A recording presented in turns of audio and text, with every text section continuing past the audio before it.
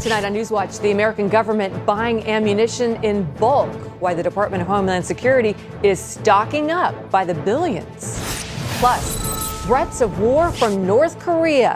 How the U.S. is responding to the latest round of warnings. And see the underground facility where emergency workers train for disasters. All this and much more tonight on NewsWatch.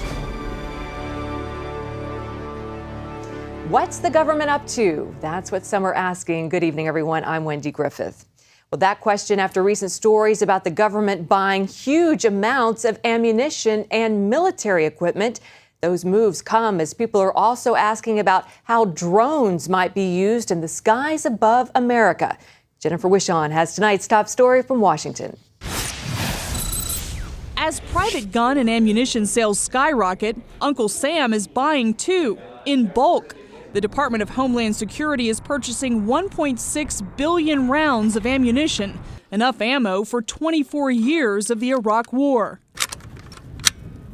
The department says it will be used for training and arming Border Patrol and other law enforcement agents. But the agency's buying spree is fueling sinister theories that have gone viral. Some predict a government arms race against Americans. In a letter, California Republican Congressman Doug LaMalfa and 13 of his colleagues asked Secretary Janet Napolitano why ammunitions purchases on such an astonishing scale are taking place. And as the Obama administration works to ban so-called assault rifles and high-capacity magazines, LaMalfa questions the agency's timing. The extraordinary level of ammunition purchases made by Homeland Security, he writes, seems to have created an extreme shortage of ammunition to the point where many gun owners are unable to purchase any. At least one federal official says buying in bulk makes sense because it's cheaper. And some Homeland Security training centers go through 15 million rounds a year. The National Rifle Association addressed the rumors and concerns and concluded there isn't any reason for worry. There are more than enough threats to the Second Amendment to keep gun owners busy. There's no need to invent additional threats to our rights. But it is easy for many people to question the government. According to a recent poll from Pew Research, 73% have little confidence in the government, and more than half of Americans say the government is a threat to their rights. Adding to the mistrust of some Americans is the increasing expectation that drones will soon pepper American airspace over homes and businesses. Drone technology becomes more stealth every day as state governments and Congress scramble to find ways to protect privacy and ensure Americans they won't become targets of armed drones on American soil. The president says, "I haven't killed anyone yet." He goes on to say, "And I have no intention of killing Americans, but I might." Senator Rand Paul became a hero of sorts to many when he drew attention to the president's policy of using drones with his famous filibuster of the confirmation of now CIA Director John Brennan. Paul wanted assurances that the federal government wouldn't use them to fire upon Americans on American soil. Are we so complacent with our rights that we would allow a president to say he might kill Americans? Now lawmakers from both parties are debating how to use drones. They're trying to balance the benefits, like finding missing persons, against potential costs, like the government watching you without you ever knowing it. There really is a subjective element of harm to living in a society where you feel like you're under surveillance. So presumably at some point you could have one the size of a mosquito that has a battery that operates for weeks, and you could have a mosquito following you around and not be aware of it. There are already images online of a mosquito drone being developed by the National Security Agency and them trying to figure out what technology they can put on it to make small enough to put on it. It's uncharted territory that has many Americans on edge and suspicious about their government's motives. Jennifer Wishon, CBN News. A bipartisan group of 8 senators is nearly finished with an immigration reform plan. Their proposal would provide a new class of worker visas for low-skilled workers, secure the border, crack down on employers, improve legal immigration, and create a 13-year pathway to citizenship for millions of illegal immigrants already here. As to the 11 million, they'll have a pathway to citizenship, but it will be earned, it will be long, and it will be hard, and I think it is fair. And the main thing, the combination of events in this bill will prevent a third wave of illegal immigration and replace a broken immigration with a merit-based, economic-based system to help grow our economy in the future. Senator Graham says he's confident the bill will pass both houses. Other lawmakers warn there are still important details to hash out. Growing concerns of war out of North Korea. The government is threatening military strikes against both South Korea and the United States. The U.S. is responding with a show of allied force. Charlene Israel has more. North Korea's latest statement that it is at war with South Korea is being taken seriously by the U.S. North Korean officials warn that nuclear weapons are the nation's life and will not be traded even for billions of dollars. The comments came after North Korean leader Kim Jong-un called on his top officials for a stronger economy and nuclear arsenal, and amid increased threats from Pyongyang. Those threats include a vow to launch nuclear strikes on the U.S. and a warning that the Korean peninsula is now in a state of war. As the threats escalate, the U.S. has joined South Korea in military drills, deploying 2 F-22 stealth fighter jets this weekend. And just last week, the U.S. sent 2 nuclear-capable B-2 stealth bombers on a training flight near the North Korean border. Tensions on the Korean peninsula have been mounting since the UN imposed sanctions over the North's nuclear test earlier this year. We have a range of options to counter their provocations and threats. Obviously, we hope never to have to put those plans into effect. Even as the White House and Pentagon hope to diffuse escalating animosity, analysts say a full-scale conflict is very unlikely. As far as I see, this is not even a government. It's really like an organized crime family running a territory. They are brutal. He is brutal. His father's brutal. His grandfather's brutal. Charlene Israel, CBN News. And joining us now with more on North Korea is Cliff May. He's president of the Foundation for the Defense of Democracies. Cliff, what do you think the United States would do if North Korea attacked South Korea? Well, if North Korea were to attack South Korea, I think the U.S. would have to respond with force. First of all, you have thousands of missiles pointing at Seoul, which is just south of the DMZ. You have American troops there. In an attack by North Korea, American troops would likely be killed, as would thousands, maybe tens of thousands of South Koreans. I think that would lead to the United States getting militarily involved very rapidly on the Korean peninsula. Now, North Korea is infamous for its saber rattling. How seriously should we take its threat of an attack on the United States? Well, I think we should always take seriously those who threaten to kill us. Now, we've had this rhetoric in the past, not just Kim Jong-un, but his father and his grandfather before him. The threats are largely the same. They're somewhat escalated in this instance, but the technology continues to advance. The abilities that the North Koreans have right now are different than what they used to have, and they'll be more advanced tomorrow. Right now, I think there's a possibility that they could hit not just South Korea and Japan, but Guam, Hawaii, California. The Pacific West Coast, probably not yet, but they're not probably very far off. I think that's why President Obama has decided to increase the number of interceptors or missile defense in Alaska to counter that. That was something that Bush had planned. Obama decided was not necessary. Now he's changed his mind and decided it is necessary. And by the way, I should say, I think we need a lot more missile defense. The East Coast is largely unprotected. Kim Jong-un couldn't hit the East Coast, but the Iranians could with a freighter sailing the high seas in the Atlantic. So we have dangers to worry about that we're not. And that's the other important thing here is the North Korean relationship with regimes such as that in Iran. They're selling and giving technology and weapon systems. They sold a whole nuclear facility to Syria in 2007. The Israelis, of course, destroyed that. But this is something very concerning.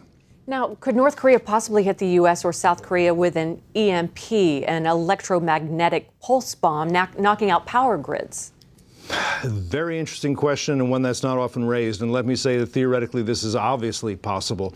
The Iranians have conducted tests in the Caspian Sea on this capability. We don't know that the North Koreans have, but as you correctly point out, what this requires, I don't think they're there yet, but they could be. You would have to have a missile with a nuclear warhead. You would fire it, and it would be detonated at high altitude, and it would shoot down a shower of electron ions, essentially that would wipe out, it wouldn't kill anybody immediately, but it would wipe out everything that's electronic, everything that's computer related. It could cause tremendous, it would be like blackouts, and they'd be very extended. And we're not prepared for that in any number of ways. We're not prepared for that in terms of missile defense or the hardening of the electric grid, which is something you could do for a very reasonable price. And we probably should. It is a capability that you can bet the Iranians, and we know, are working on, and the North Koreans may be as well. All right, very scary. Cliff May, always a pleasure. Thanks for being with us. Thank you. Drug cartels from Mexico are embedding some of their most trusted agents inside the United States. Until recently, supply operatives used unaffiliated middlemen to smuggle cocaine, marijuana, and heroin, and rarely ventured beyond the border. Now, an investigation from the Associated Press shows groups are sending members into at least 9 non-border U.S. states, focusing on middle-class suburbs in the Midwest, South, and Northeast. Authorities say the new strategy could make the cartels harder to remove. A new law decriminalizing marijuana use in Rhode Island kicks off today. Under the law, there is no longer the penalty of jail time for anyone caught with small amounts of pot. Instead, they'll face a $150 fine. The issue has many divided. Critics worry the law will lead to more people smoking pot and more problems. We don't even have, drunk driving soda. We don't even have that. I mean, we're still losing up to 25 people every year in our state, to drunk driving, alcohol-related crashes. Supporters of the measure say it is those who use marijuana are going to do it regardless, and that the new bill will not change that. Rhode Island is also preparing to open its first medical marijuana dispensaries. It's now one of 13 states to decriminalize marijuana. And coming up, from the president to the Pope, we'll look at how people marked the Easter holiday. Stay with us. Someone once said, life doesn't give do-overs. But that's not entirely true. What a remarkable comeback for Kurt Warner. I'm Kurt Warner, and I got a second chance that changed my life. I remember those feelings. I didn't want to fail. I want to give you an opportunity to chase after your dream. Seriously? When you know you were meant to do something, you can't let life stand in your way. This is what I've been trying for so many years. I've been given a second chance. The Moment, a new reality series hosted by Kurt Warner, premieres Thursday, April 11th at 10, only on USA. Jim is 38, mortgage, married, 3 great kids. He wants to protect his family with a $500,000 term life insurance policy. What do you think it'll cost him? $100 a month? 60? 40? Actually, none of the above.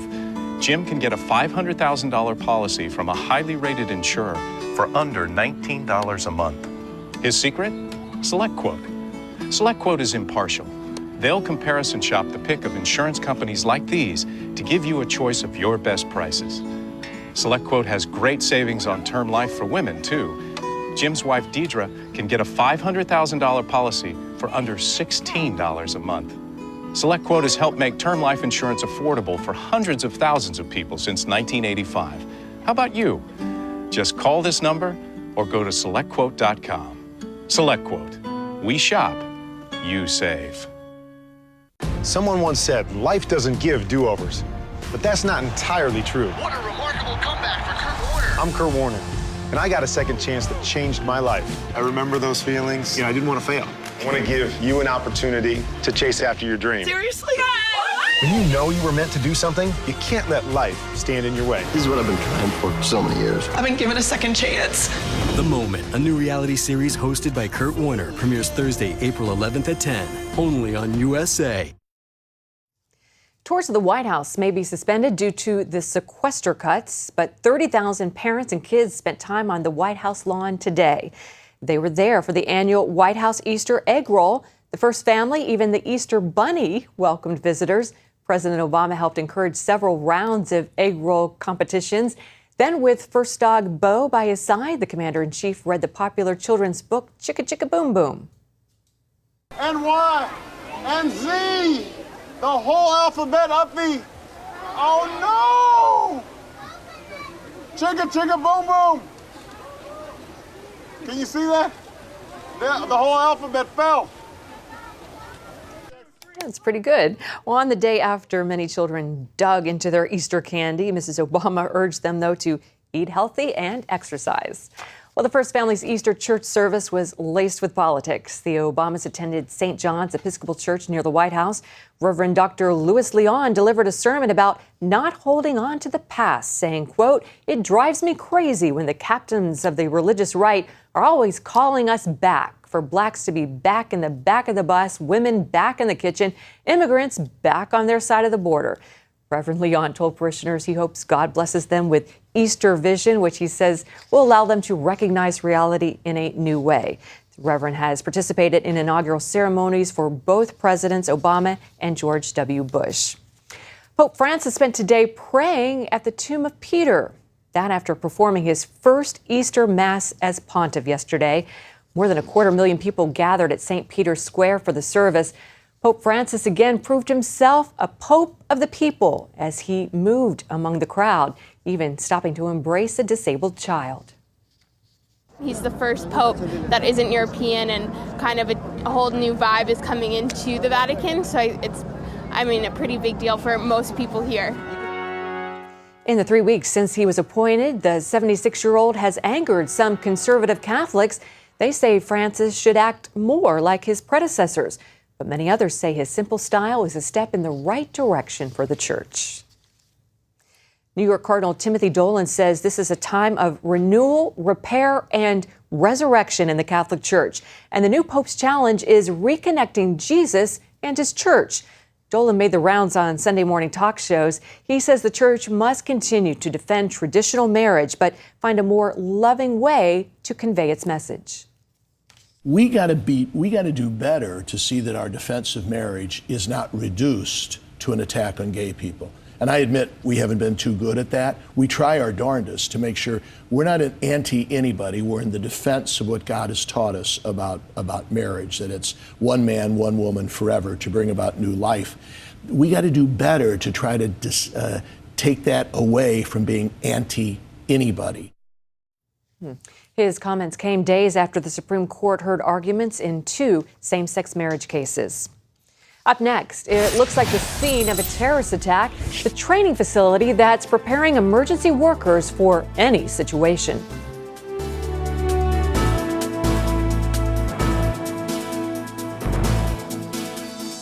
CBN. Broken Eardrum is playing at the Civic tonight. And you'll just have to miss it. This is so incredibly unfair. A special story of love and sacrifice. Joy, Mom comes up with something. Christopher Quantum, you and I are going to discuss your attitude right this minute. Superbook. No! Join the Superbook DVD Club and get Superbook's newest episode, He is Risen.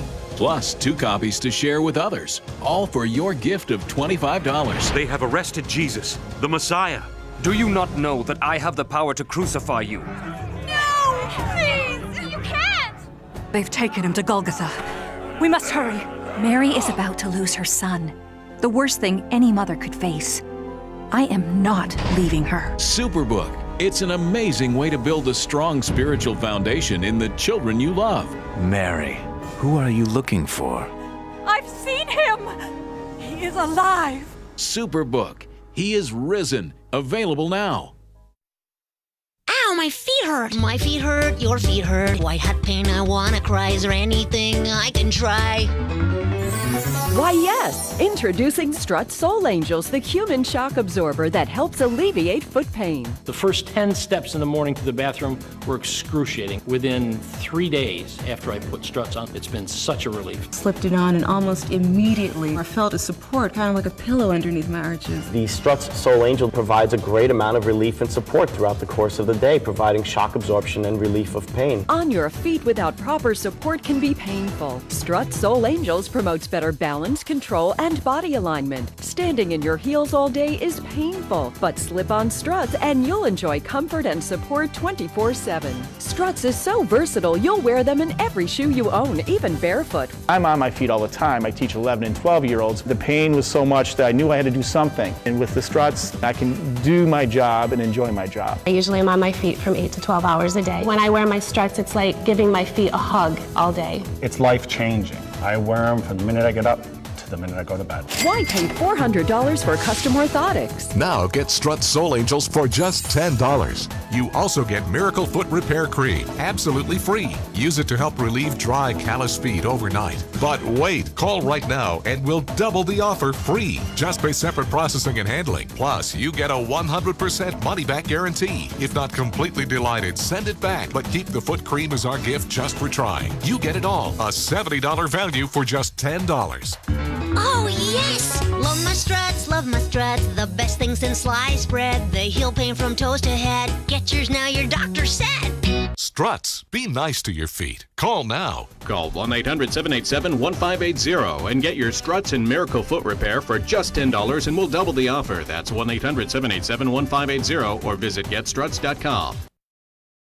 It wasn't the way they wanted to spend their Easter Sunday. A massive 95-car pileup interrupted their Sunday travel along the Virginia-North Carolina border. Cars, trucks, and tractor trailers were all involved in the accident. 3 people died, at least 25 injured. Images coming in show stunned drivers and mangled cars. Virginia State Police say the accidents happened mostly because drivers were going too fast in hazardous conditions. They say there were message boards along the interstate warning of severe fog. Well, whether it's a massive traffic accident, a terrorist attack, or a natural disaster, when emergencies happen, first responders have to be on the scene quickly, and they have to work as a team. It takes a lot of practice to prepare. In tonight's Focus Report, Chuck Holton takes us underground to show us how they train.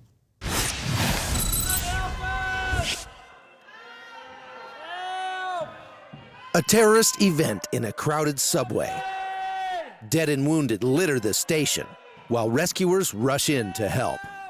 Fortunately, this is only an exercise, but for the trainers in this scenario, it doesn't feel that way.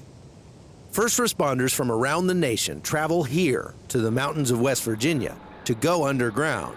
We will take units from throughout the country, civil support teams, civilian first responders.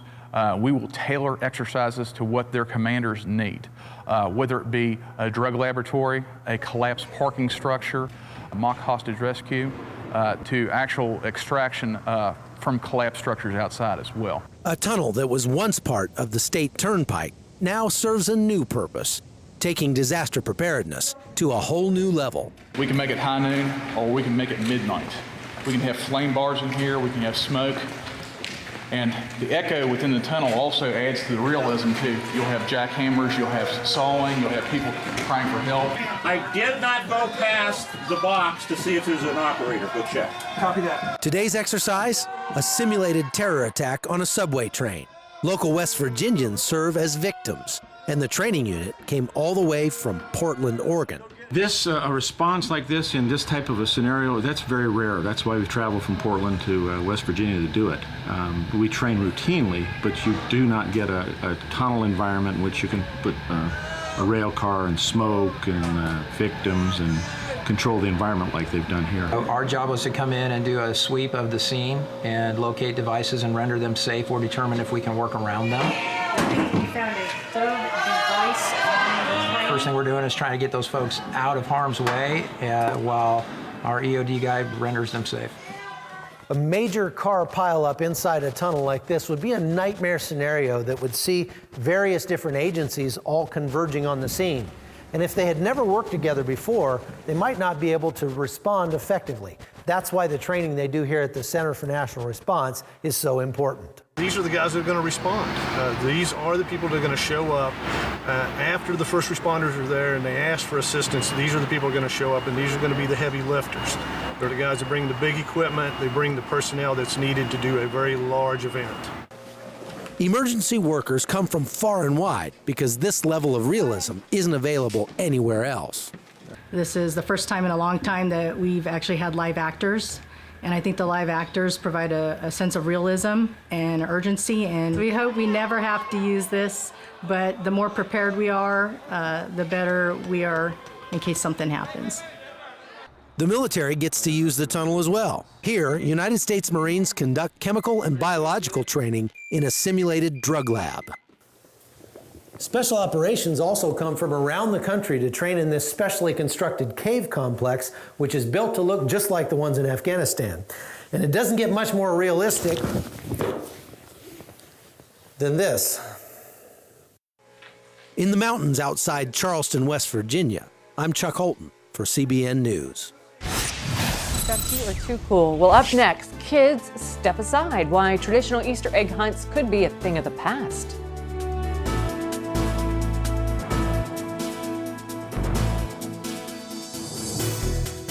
Your dryer runs forever, and your clothes still come out damp? Now you can speed up your dryer by up to 15 minutes. Introducing the Lint Lizard. It's like a magic wand that cleans deep into any dryer. The flexible Lint Lizard attaches right to any vacuum hose.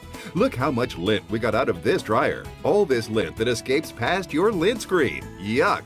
A clogged dryer works harder. All that lint can even burn out your motor. Or worse, it can start a dangerous vent fire. It's a full 40 inches long and cleans deep into your vent system, grabbing all the packed-in lint that's choking your dryer.